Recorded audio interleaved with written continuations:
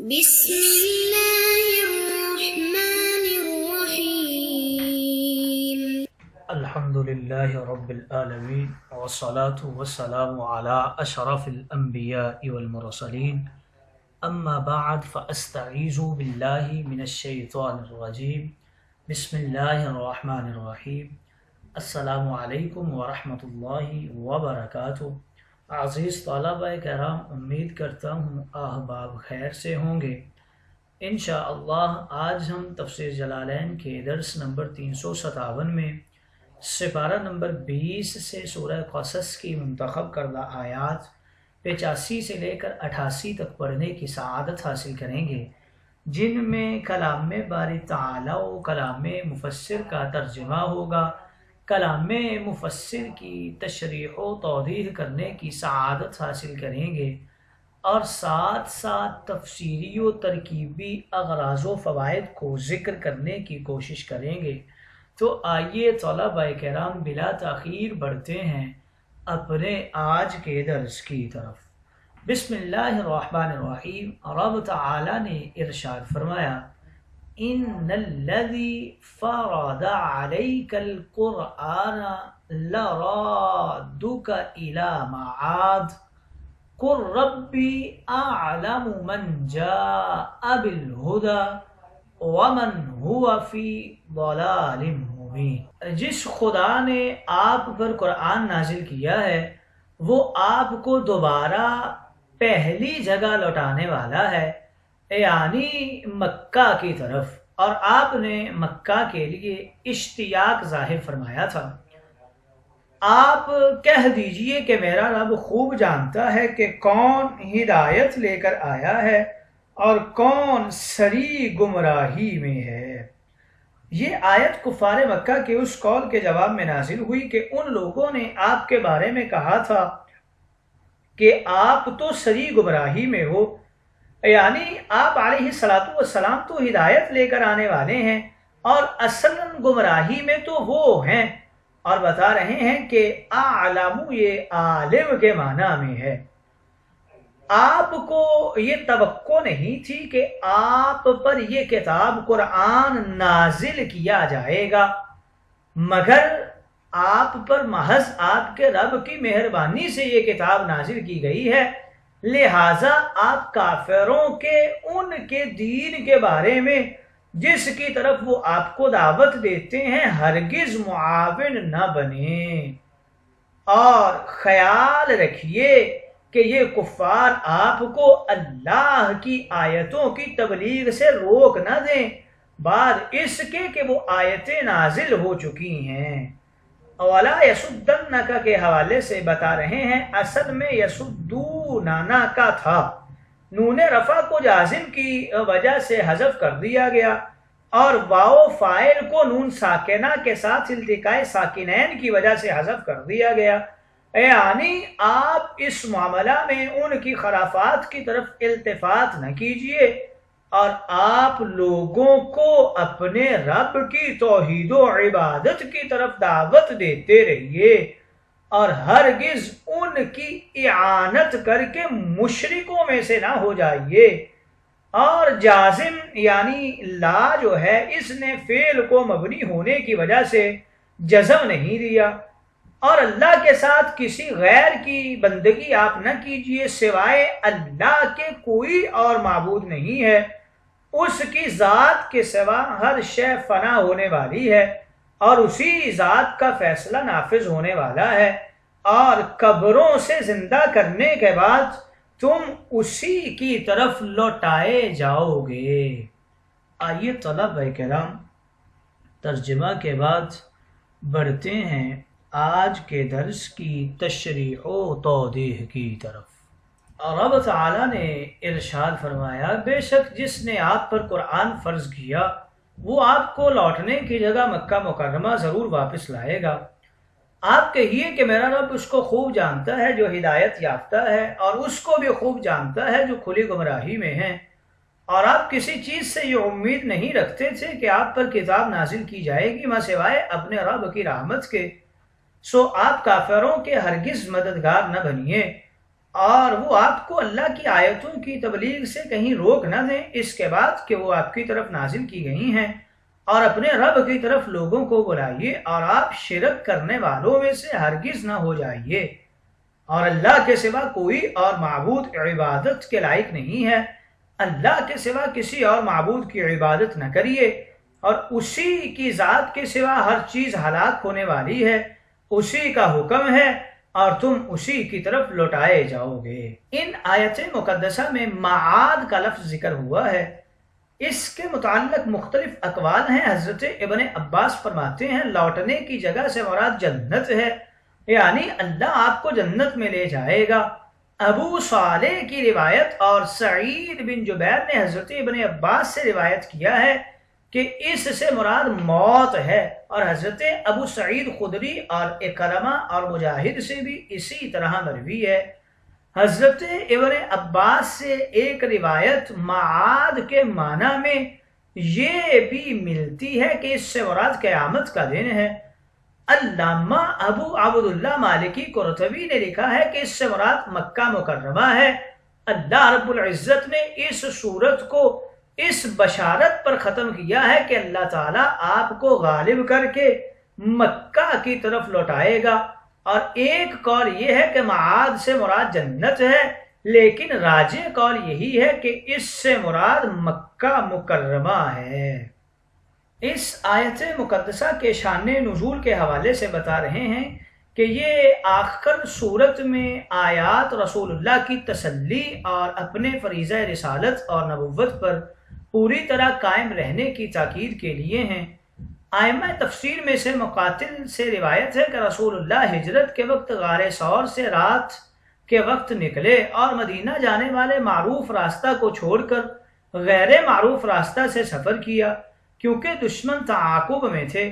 جب مقام جوحفہ پر پہنچے جو مدینہ طیبہ کے راستہ کی مشہور منزل رابغ کے قریب ہے، اور وہاں مکہ سے مدینہ کا معروف راستہ مل جاتا ہے، اس وقت مکہ مکرمہ کے راستہ پر نظر پڑی تو آپ کو بیت اللہ اور اپنا وطن عزیز یاد آ گیا۔ اسی وقت جبریل آیت لے کر نازل ہوئے جس میں آپ کو بشارت دی گئی تھی کہ مکہ مکرمہ سے یہ جدائی چند روزہ ہے، بالآخر آپ کو پھر مکہ پہنچا دیا جائے گا، جو فتح مکہ کی بشارت تھی۔ حضرت ابن عباس سے ایک روایت یہ بھی ہے کہ یہ آیت چونکہ جوحفہ میں نازل ہوئی تھی جو کہ مکہ اور مدینہ کے درمیان ہے، لہٰذا یہ آیت نہ مکی ہے اور نہ ہی مدنی ہے۔ آگے رب تعالیٰ نے ارشاد فرمایا، محبوب آپ ان سے کہہ دیجئے کہ اللہ ہی خوب جانتا ہے کہ ہم میں سے کون ہدایت یافتہ ہے اور کون کھلی گمراہی میں ہے۔ اس کے بعد ارشاد فرمایا کہ آپ کسی چیز سے یہ امید نہیں رکھتے تھے کہ آپ پر کتاب نازل کی جائے گی، یہ تو صرف آپ کے رب کی رحمت کے سبب ہے۔ اس آیت مقدسہ کی تفسیر میں اکثر مفسرین نے اختلاف کیا ہے۔ الا رحمتا من ربک کو اکثر مفسرین کرام نے استثناء منقطع قرار دیا ہے، اور بعض نے اسے استثناء متصل قرار دیا ہے۔ امام جعفر بن محمد بن جریر طبری لکھتے ہیں کہ اے محمد، آپ یہ امید نہیں رکھتے تھے کہ آپ پر یہ قرآن نازل کیا جائے گا اور آپ کو گزشتہ قوموں کی خبریں اور گزشتہ حوادث معلوم ہو جائیں گے جن لوگوں اور واقعات کے سامنے آپ حاضر نہیں تھے۔ آپ نے ان کو اپنی قوم پر تلاوت کیا، مگر یہ کہ آپ کے رب نے آپ پر رحم فرمایا اور آپ پر یہ خبریں نازل کیں۔ یہ استثناء منقطع ہے۔ علامہ محمود آلوسی حنفی لکھتے ہیں اس استثناء کا متصل ہونا بھی جائز ہے، یعنی آپ پر صرف آپ کے رب کی رحمت کی وجہ سے یہ کتاب نازل کی گئی ہے اور کسی وجہ سے یہ کتاب نازل نہیں کی گئی، یا آپ پر رحمت کے سوا اور کسی حال میں یہ کتاب نازل نہیں کی گئی۔ امام فخر الدین رازی نے اس آیت کا اس طرح معنی کیا ہے کہ آپ یہ امید نہیں رکھتے تھے کہ اللہ تعالیٰ اپنی رحمت سے آپ پر رحم فرمائے گا اور آپ پر یہ انعام فرمائے گا۔ مفتی احمد یار خان نعیمی آپ لکھتے ہیں، یعنی ظاہری اسباب کے لحاظ سے آپ کو نبوت کی امید نہیں تھی، صرف خدا کی رحمت سے امید تھی، بلکہ یقین تھا، کیونکہ آپ کو نبوت نہ تو حضرت ہارون کی طرح کسی دعا سے حاصل ہوئی، نہ یحییٰ و سلیمان کی طرح بطور میراث ملی، بلکہ یہ تو صرف اللہ کی رحمت ہے۔ اور اس آیت سے یہ ثابت نہیں ہوتا کہ آپ اپنی نبوت سے بے خبر تھے، آپ کو تو بچپن سے ہی شجر و حجر سلام کیا کرتے تھے اور رسول اللہ کہہ کر پکارتے تھے۔ بحیرہ راہب نے بچپن میں ہی آپ کی نبوت کی خبر دے دی تھی، خود فرماتے تھے کنت نبیا وآدم بین الماء والتین۔ یہ کہنا تو صحیح نہیں ہے کہ آپ کو کسی کی دعا سے نبوت ملی، کیونکہ حضرت ابراہیم نے آپ کے لیے نبوت کی دعا کی ہے، جیسا کہ قرآن مقدس میں ہے ربنا وابعث فیہم رسولا منہم، اے ہمارے رب ان اہل مکہ میں انہی میں سے ایک رسول بھیج دے۔ اس کے بعد ارشاد فرمایا آپ کافروں کے ہرگز مددگار نہ بنے۔ اس آیت میں بظاہر آپ کو خطاب ہے، لیکن اس خطاب کا رخ دراصل مکذبین قرآن کی طرف ہے۔ اس آیت کا معنی یہ ہے کہ اللہ نے آپ کی طرف جو پیغام نازل کیا ہے اس کو بے کم و کاست لوگوں تک پہنچا دیجئے۔ اگر یہ مشرکین آپ پر دباؤ اور زور ڈال کر اس میں کچھ کمی یا ترمیم کرانا چاہیں تو آپ ان کے کہنے میں نہ آئیں۔ آپ اس پیغام میں کسی قسم کی نرمی یا تبدیلی کرنے کے مجاز نہیں ہیں، اور کسی کی خاطر پیغام میں کچھ تبدیلی کرنا یہ مداہنت ہے۔ اگر بالفرض والمحال آپ نے اللہ کے پیغام میں کوئی نرمی یا تبدیلی کر دی تو یہ مداہنت ہوگی اور آپ مجرموں کے پشت پناہ اور مددگار بن جائیں گے۔ اس آیت کو نازل کر کے اللہ تعالیٰ نے مشرکین کے سرداروں کو یہ بتایا کہ اگر وہ دل کے کسی گوشہ میں یہ امید اور توقع رکھتے ہیں کہ وہ ہمارے نبی کریم سے اسلام اور توحید کے پیغام میں کچھ رد و بدل یا کمی بیشی کروا لیں گے تو وہ مایوس ہو جائیں۔ اللہ کے نبی اس معاملہ میں ان کی کسی قسم کی مدد کرنے والے نہیں ہیں۔ اس آیت کا ایک محمل یہ بھی ہو سکتا ہے کہ اس آیت میں تعریض ہے، بظاہر مشرکین کی مدد نہ کرنے کا خطاب نبی کریم کو ہے اور مراد آپ کی امت ہے، یعنی آپ کی امت جب دنیا میں تبلیغ کے لیے اٹھے تو مشرکین کے دباؤ سے اللہ کے پیغام سنانے میں کوئی نرمی نہ کرے اور نہ کسی قسم کی تحریص اور ترغیب سے متاثر ہو کر مداہنت کرے۔ آگے رب تعالیٰ نے ارشاد فرمایا وَلَا يَصُدَّنَّكَ عَنْ آیَاتِ اللَّهِ بَعْدَ إِذْ أُنزِلَتْ إِلَيْكَ، اور وہ آپ کو اللہ کی آیتوں کی تبلیغ سے نہ روک دیں اس کے بعد کہ وہ آپ کی طرف نازل کی گئی ہیں۔ یہ آیت بھی مذکور صدر مضمون کی تاکید کے لیے نازل ہوئی ہے کہ خواہ یہ مشرکین اور مخالفین آپ کے خلاف کتنا ہی زور کیوں نہ لگائیں، یہ آپ کو اللہ کی آیتوں کو سنانے سے روکنے نہ پائیں۔ جو باتیں ان کو ناگوار ہیں آپ ان کو برملا کہیں، جس چیز کو کہنے سے یہ منع کرتے ہیں آپ اس کو علی الاعلان اور برسر مجلس کہیں۔ نیز آگے فرمایا اور اپنے رب کی طرف لوگوں کو بلائیے اور آپ شرک کرنے والوں میں سے ہرگز نہ ہو جائیے۔ اس آیت میں بھی تعریض ہے، خطاب آپ کو ہے اور سنایا آپ کی امت کو ہے کہ آپ کی امت کسی موقع پر بھی شرک کو اختیار نہ کرے، اور یہ بتایا کہ اگر کسی نے مشرکین کی رعایت کی تو وہ مشرک ہو جائے گا، کیونکہ جو شخص کسی کے دین اور اس کے طریقہ پر راضی ہو اسی کا شمار بھی انہی میں ہوتا ہے۔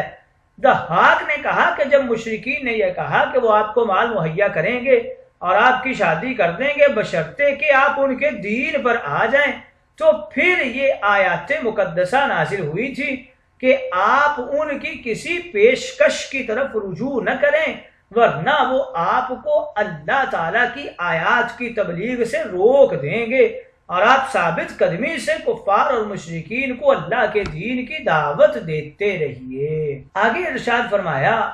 اللہ کے سوا کسی اور معبود کی عبادت نہ کیجیے، اللہ کے سوا کوئی عبادت کا مستحق نہیں ہے اور اسی کی ذات کے سوا ہر چیز ہلاک ہونے والی ہے، اسی کا حکم ہے اور اسی کی طرف تم لوٹائے جاؤ گے۔ یعنی جب اللہ نے آپ کی طلب اور آپ کے سوال کے بغیر آپ کو نبوت اور رسالت عطا فرمائی ہے اور آپ کو تمام رسولوں سے زیادہ افضل اور مکرم قرار دیا ہے، تو آپ فریضہ رسالت بجا لائیں اور اس فضل عظیم اور جلیل القدر نعمت پر اللہ کا شکر ادا کریں، اور جس طرح آپ پہلے بھی وحدہ لا شریک کی ہی عبادت کرتے تھے اسی طرح آئندہ بھی کرتے رہیے اور تا حیات اسی عبادت پر مستقیم رہیے۔ آپ سے جو یہ فرمایا گیا کہ اللہ کے سوا کسی اور معبود کی عبادت نہ کریں، اس کا یہ مطلب نہیں کہ معاذ اللہ آپ سے یہ اندیشہ تھا کہ آپ کسی اور کی عبادت کریں گے،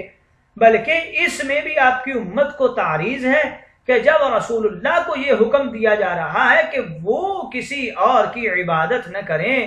تو تم اس حکم کے کتنے زیادہ لائق ہو۔ اس خطاب کا یہ مطلب ہے کہ آپ غیر اللہ کی عبادت نہ کرنے کے طریقہ پر دائم اور مستمر رہیں،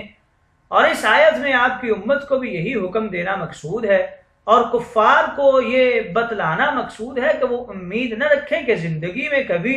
ہمارے نبی تمہاری موافقت کر لیں گے، کیونکہ ان کو ان کے رب نے یہ حکم دیا ہے کہ وہ اس کے سوا کسی اور کی عبادت نہ کریں، اور اس کی دلیل یہ ہے کہ اس کے سوا کوئی اور عبادت کا مستحق ہی نہیں ہے، کیونکہ عبادت کا حقدار وہ ہوتا ہے جس کی ذات واجب الوجود ہو، جو ہمیشہ سے ہو اور ہمیشہ رہے، اور اس کے سوا ہر چیز ممکن اور ہلاک ہونے والی ہے، اور جو چیز ممکن ہو اور وہ اپنے ہونے میں کسی اور کی طرف محتاج ہو اور جو اپنے وجود میں غیر کی محتاج ہو، وہ عبادت کی مستحق کب ہو سکتی ہے؟ پھر رب تعالیٰ نے ارشاد فرمایا لَهُ الْحُكْمُ وَإِلَيْهِ تُرْجَعُونَ، اسی کا حکم ہے، یہ اس کے مستحق عبادت ہونے کی دوسری دلیل ہے۔ جس کا حکم چلتا ہو، جو حاکم علی الاطلاق ہو، وہی عبادت کا مستحق ہوتا ہے، اور آگے فرمایا وَإِلَيْهِ تُرْجَعُونَ، تم اسی کی طرف لوٹائے جاؤ گے، یہ اس کے مستحق عبادت ہونے کی تیسری دلیل ہے۔ تم نے زندگی میں جو بھی عمل کیے ہیں، آخرت میں تم سے ان کی باز پرس ہوگی، اور تمہارا اس کی طرف لوٹایا جانا اسی لیے ہوگا کہ تم سے سوال کیا جائے گا کہ تم نے کس کی عبادت کی ہے، اور یہ سوال اور باز پرس بھی وہی کرے گا، اسی لیے عبادت کا مستحق بھی وہی ہے، سو اسی کی عبادت کرو اور اس کے سوا کسی اور کی عبادت نہ کرو۔ آئیے طلبہ کرام تشریح و توضیح کے بعد بڑھتے ہیں اغراض و فوائد کی طرف۔ لرادک الی معاد سے اکثر مفسرین کرام نے مکہ مکرمہ مراد لیا ہے، اور بعض نے مقام محمود بھی مراد لیا ہے۔ وَلَا يَسُدَّنَّكَ لا ناہیہ جازمہ ہے، اور یسدنک فعل مضارع مجزوم اور علامت جزم حذف نون اور واو فاعل کاف مفعول بھی اور نون تاکید کا ہے۔ ان آیات اللہ یہاں مضاف محذوف ہے، یعنی ان تبلیغ آیات اللہ اصل عبارت ہے۔ لم یؤثر الجازم ولا تکونن میں لا جازمہ نے لفظوں میں کوئی اثر نہیں کیا، اگرچہ محلن اثر کیا ہے۔ اثر نہ کرنے کی وجہ یہ ہے کہ تکونن نون تاکید ثقیلہ کی وجہ سے مبنی ہو گیا ہے۔ تدعو کی تفسیر تعبدو سے کر کے خوارج کا رد کیا ہے۔ خوارج کہتے ہیں کہ طلب خواہ زندہ سے ہو یا مردہ سے، یہ شرک ہے۔ یہ خوارج کا جہل ہے، اس لیے کہ مؤثر بالذات سمجھ کر غیر اللہ سے طلب شرک ہے، مگر اسباب کے درجہ میں طلب شرک نہیں ہے۔